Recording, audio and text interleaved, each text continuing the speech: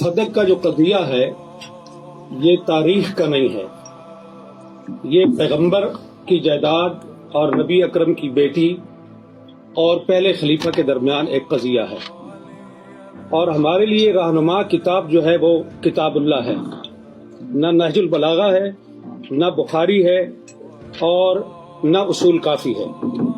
بنیاد جو ہے وہ قرآن ہے، تو ہم نے یہ دیکھنا ہے کہ اس مسئلے پر قرآن ہماری رہنمائی کیا کرتا ہے۔ یہاں شیعہ اور سنی کے درمیان یہ معاملہ چلتا ہے کہ سنی یہ کہتے ہیں کہ رسول اللہ کی تو یہ پراپرٹی تھی ہی نہیں، یہ تو مال فے تھا، تو جب رسول اللہ کی ملکیت ثابت نہیں تو وراثت کہاں سے آ گئی؟ اور بقول شیعہ کہ اگر انہوں نے ہبہ کیا ہے اپنی بیٹی کو تو اس مال کے مالک نہیں تھے تو ہبہ کیسے کر لیا ہے؟ تو قرآن جو شیخ رجانی نے اور شیخ عبدالحمید قصوری نے جو آیت پیش کی ہے سورہ الحشر کی، اسی کے اندر رسول اللہ کی ملکیت ثابت ہے۔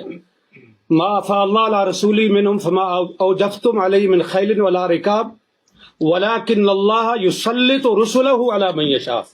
میرا پوائنٹ یہ ہے، یسلط رسلہ، تسلط کیا ہے؟ علماء بیٹھے ہیں وہ کریں گے، علماء بیٹھے ہیں وہ جانتے ہیں کہ تسلط کیا چیز ہوتی ہے۔ تو یہ تسلط کا جو لفظ ہے یہ پیغمبر کی ملکیت کو ظاہر کر رہا ہے۔ ایک یہ پہلا پوائنٹ ہے۔ دوسرا یہ ہے کہ کیا نبی کی وراثت ہوتی ہے یا نہیں؟ یوصیکم اللہ فی اولادکم للذکر مثل حظ الانثیین، سورہ نساء کے اندر اللہ رب العالمین نے یہ بتا دیا ہے کہ تمام امت کی، تمام مسلمانوں کی وراثت ہے، اور اس کے اندر وَلِكُلٍّ جَعَلْنَا مَوَالِيَ مِمَّا تَرَكَ الْوَالِدَانِ وَالْأَقْرَبُونَ۔ وَلِكُلٍّ، یہاں وَلِكُلٍّ کا جو لفظ ہے یہ میرا پوائنٹ ہے کہ ہر ایک کے لیے ہم نے وراثت مقرر کی ہے، وراثت کا قانون ہم نے طے کر دیا ہے۔ اب یہ چاہیے کہ رسول اللہ کی اگر وراثت نہیں ہے وہ اس وَلِكُلٍّ جَعَلْنَا کے اندر شامل نہیں ہے، کہ ایسی ہونی چاہیے کہ جس کے اندر رسول اللہ کو مستثنا کیا گیا ہو، کہ ساری امت کی وراثت تو چلے گی قرآن کے اس قانون کے مطابق، لیکن پیغمبر کی وراثت نہیں ہوگی، اس کی نہیں چلے گی۔ تو لہذا قرآن کریم کے خلاف ہے یہ چیز کہ رسول اللہ کی وراثت نہیں تھی، اور قرآن نے ان کو یہاں سے خارج نہیں کیا۔ اب حضرت ابو بکر رضی اللہ عنہ نے حضرت فاطمہ کے کلیم کو رد کرنے کے لیے جو روایت پیش کی، بخاری میں بھی ہے، مسلم میں بھی ہے، دوسری تمام شیعہ کتابوں میں بھی ہے اور سنی کتابوں میں بھی، اس کے اندر 3 پوائنٹ ہیں۔ ابھی دونوں علماء نے، دونوں اسکالرز نے وہ حدیث پیش کی ہے، میں اس کی تفصیل میں نہیں جاؤں گا، وقت کم ہے۔ اس کے 3 اجزاء ہیں۔ پہلا جز یہ ہے کہ انبیاء کسی کے وارث نہیں ہوتے، یعنی وہ اپنے والدین کی وراثت نہیں لیتے۔ دوسرا پوائنٹ یہ ہے کہ انبیاء کی وراثت نہیں ہوتی، ان کا کوئی رشتہ دار اور ان کے کوئی قریبی جو ہیں عزیز وہ ان کی وراثت نہیں لے سکتے۔ اور تیسرا پوائنٹ یہ ہے کہ جو کچھ انبیاء چھوڑتے ہیں وہ صدقہ ہے۔ اب یہاں سوال یہ ہے کہ انبیاء کی وراثت نہیں ہوتی، تو رسول اکرم صلی اللہ علیہ وآلہ وسلم نے اپنے والد گرامی حضرت عبداللہ بن عبد المطلب کی وراثت لی ہے۔ اس میں 3 چیزیں تھیں۔ ایک وہ ان کا مقام تھا جو ان کا آبائی مقام تھا، دوسرا ام ایمن جو لونڈی تھی، اور تیسری چیز جو ہے وہ تلواریں اور اونٹنی تھی۔ بعض کہتے ہیں ایک سے زیادہ اونٹ تھے، بعض کہتے ہیں ایک تھے، چلو ایک ہی صحیح، ہم ایک ہی پر اکتفا کرتے ہیں۔ تو یہ وراثت تھی رسول اللہ کے والد کی۔ رسول اللہ نے یہ وراثت اپنے والد سے لے لی، تو یہ کیسے وہ کہہ سکتے ہیں کہ انبیاء وراثت نہیں لیتے؟ آپ بچپن میں وراثت لے چکے، اور نبوت ملنے کے بعد آپ نے کہا ہم کسی کے وارث نہیں ہوتے۔ یہ دونوں باتیں ایک دوسرے کے متضاد ہیں، یہ قول اور یہ عمل، یہ دونوں ایک دوسرے کے خلاف ہیں۔ تو رسول اللہ نے اپنے والد کی وراثت لی ہے، لہٰذا یہ بات درست نہیں کہ انبیاء کسی کے وارث نہیں ہوتے۔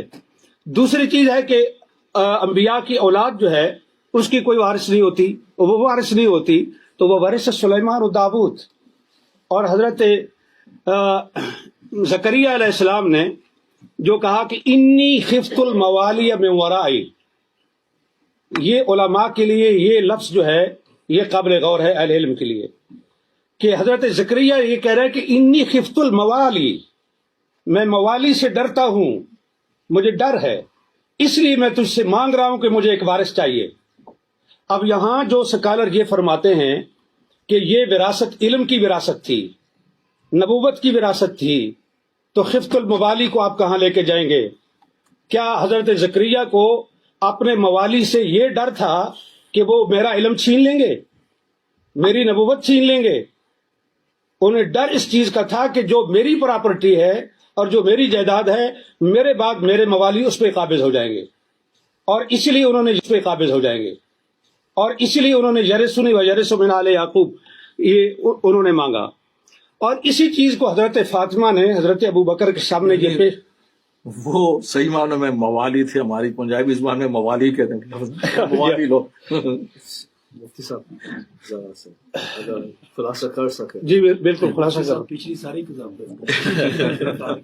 تو گزارش یہ ہے کہ یہ ہے قرآن، اور یہ کہہ رہے ہیں ڈاکٹر علی کے وقت نہیں ہے تو میں اس کو مختصر کرتا ہوں، صرف تاریخی لحاظ سے ایک چیز پیش کر کے، کہ حضرت ابو بکر اور حضرت عمر کے دور میں گورنمنٹ کے قبضے میں رہا فدق، حضرت عثمان نے سارا مروان کو بخش دیا۔ اگر مسلمانوں کی پراپرٹی تھی تو تیسرے خلیفہ کو یہ حق کس طرح تھا کہ وہ مروان بن الحکم کو سارا دے دے؟ پھر حضرت عثمان کے بعد امیر شام معاویہ بن ابی سفیان کا دور آیا، انہوں نے حضرت عثمان کے بیٹے اور حضرت اس کو مروان کو اور اپنے بیٹے کو، ان تین کے درمیان فدق کو تقسیم کیا جناب معاویہ بن ابی سفیان نے۔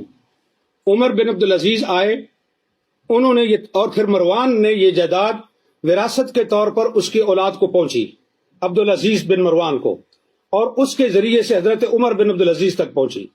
عمر بن عبدالعزیز نے سارا فدق جو ہے وہ اولاد فاطمہ کو واپس کیا، یہ کہہ کر کے کہ یہ ان کا حق ہے، ان کے ساتھ زیادتی ہوئی ہے۔ اب سوال یہ ہے کہ فیصلہ حضرت ابو بکر کا درست تھا، فیصلہ حضرت عثمان کا درست تھا، فیصلہ عمر بن عبدالعزیز کا درست تھا، اور اس کے بعد کی تاریخ انہوں نے بتا دی، یہ مامون الرشید تک پہنچتا ہے، اور مامون کے بعد پھر حکومت کے قبضے میں آیا، اور پھر آج تک بنو فاطمہ کو وہ واپس نہیں مل سکا۔ تو یہاں میرا پوائنٹ یہ ہے کہ یہ جو حدیث پیش کی جاتی ہے یہ قرآن کے خلاف ہے۔ اہل سنت کے محدثین کے اصول کے مطابق قرآن پر پیش کرو، درایت پر پیش کرو، اگر اس لحاظ سے روایت ٹھیک ہے تو قبول کی جائے گی، ورنہ اس کو رد کیا جائے گا۔ بخاری کے اندر روایت آنے کا یہ مطلب نہیں ہے کہ ہم اس کو آنکھیں بند کر کے قبول کر لیں، یہ روایت قرآن کے شریعت خلاف ہے۔